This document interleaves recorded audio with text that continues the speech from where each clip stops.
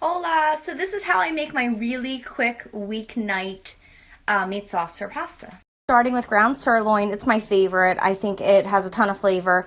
And then I just have a large skillet with some olive oil heating over medium-ish high heat. Meat to the pan.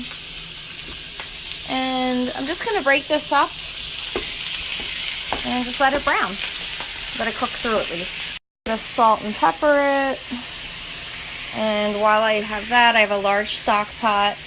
I'm going to add a bunch of salt to it. It should be as salty as that. I once heard that your pasta water should be as salty as the Adriatic, so don't be shy. You really want to be able to taste the salt in there, and taste it with a spoon if you have to. So this is cooking. It looks beautiful. It's only going to go for maybe another minute or so. By the way, I did add pepper. I would add red pepper flakes if it was just me, but my son doesn't like it spicy. This is done, and I'm actually, believe it or not, going to drain it right into a colander. Ignore the dishes in this. It's there. I'm going to dump it right back into the pan. Something else that I do with the colander, it has the fat in it because I just drained the meat, and I leave the fat on there because when I drain the pasta, it kind of sticks to it a little bit. Take a little bit of water to get the rest of the sauce out of the jar. So here's my take on jarred sauce.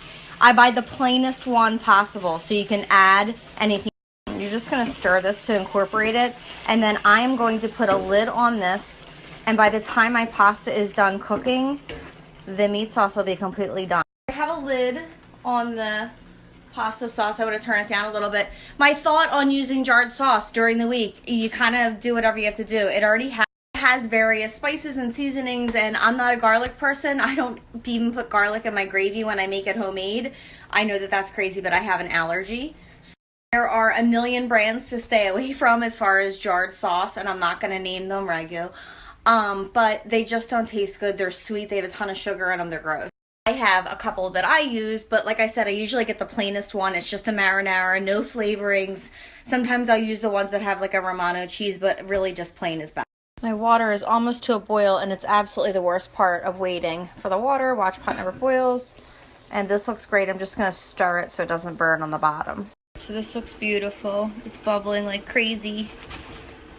And I'm just going to put the lid back on. I did turn my burner down to really low.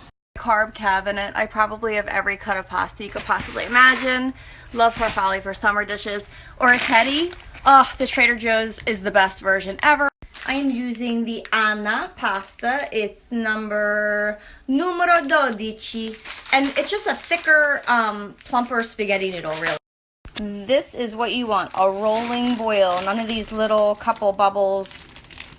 You want the whole thing to be bubbling. It is super important to get everything in the pot and to also use your tongs to make sure it doesn't stick together. So just keep doing that. Two things very important to me with cheese. We always use locatelli in my family. There is always, always, always a container of this in my refrigerator, and we have a special spoon for it. Quick question. How many times did I say always in my last post? The answer is 5. Janet Jackson, 5, 4, 3, 2, 1. What? Right? Okay, this is exactly what you want to see. You see that fat on top? That is a surefire sign of a really good tomato sauce, I promise. You want to keep checking the pasta. I can tell you right now it's not ready yet, but there's a million theories. Throw it against the wall, all this other craziness. Just taste it, you'll tell. Okay, this is completely done, so I obviously need 2 hands to do that, so I'm going to drain the pasta in the colander in the sink.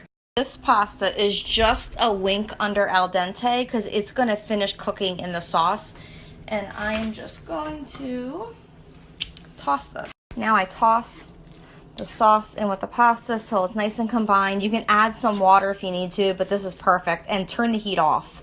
So I will get a nice serving of pasta, put it in the bowl, swirl it to make it look pretty, and put some extra sauce on top. Okay, here's the thing I do that's probably going to make me lose some followers, but this is a really, really big tip. And it's a little metagon, but this is what I do. Add a pat of cold butter. I know, it's craziness. It is absolute sheer craziness, but it makes it so creamy. If you're still watching and have recovered from my previous butter jarred sauce post, I just put some locatelli cheese on top. Makes it. This is the beautiful, lovely finished pasta dish. If you guys have any questions at all, shoot me an email, drop me a message, and I'll see you soon. Thanks.